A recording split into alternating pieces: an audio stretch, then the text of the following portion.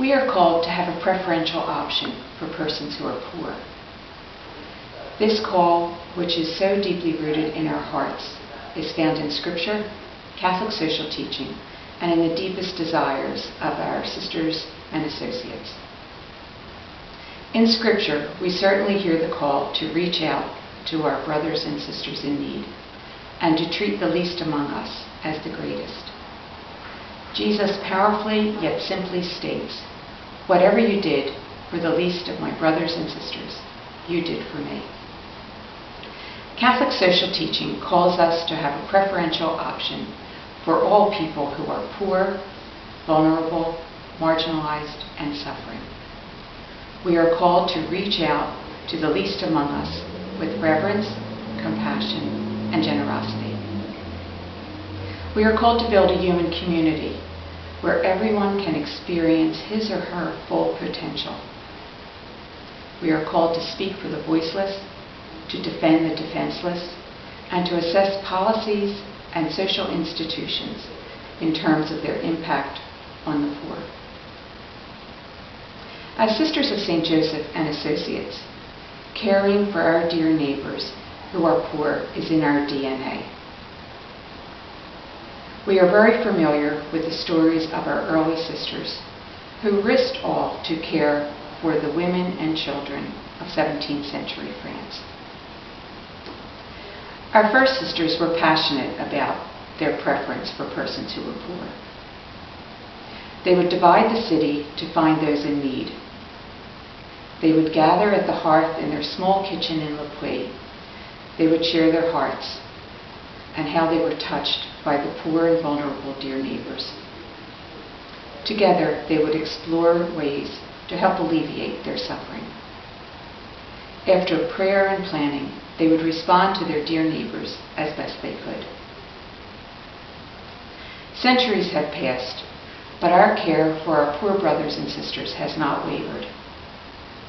Throughout the years, our sisters have lovingly embraced people living on the margins. I live at the Sisters of St. Joseph Welcome Center, one of our sponsored works, where we focus on the needs of the immigrant community.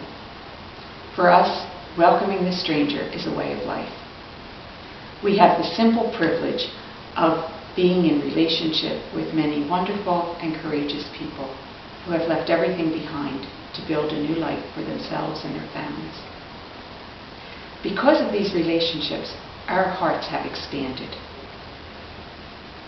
We are grateful to journey with our dear neighbors, to respond to their needs as best we can, to stand with them when they face discrimination, and to advocate for just immigration reform. Like each of you, the words of our constitutions are written on our hearts. With the help of God's grace and in fidelity to our founders' expressed wish, we live and work lovingly among all persons, with a special preference for those who are poor, which calls us wherever we are to be in union with them. How can we keep our passion for unity and our special preference for our brothers and sisters alive in our hearts? This is our daily challenge. I humbly suggest the following. We must accept our own poverty.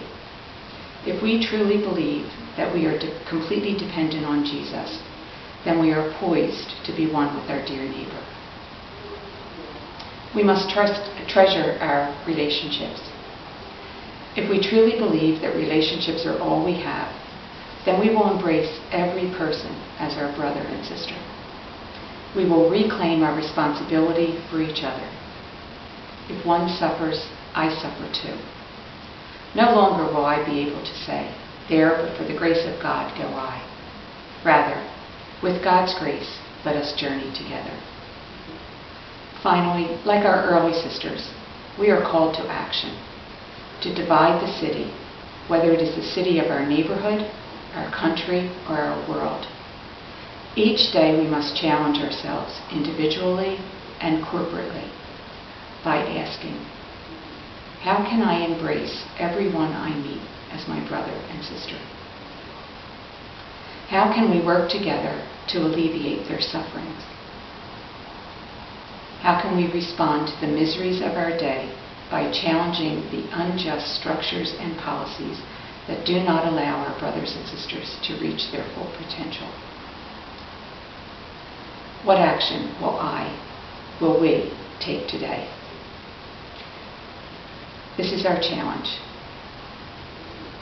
Let us joyfully commit ourselves anew to being in union with all people.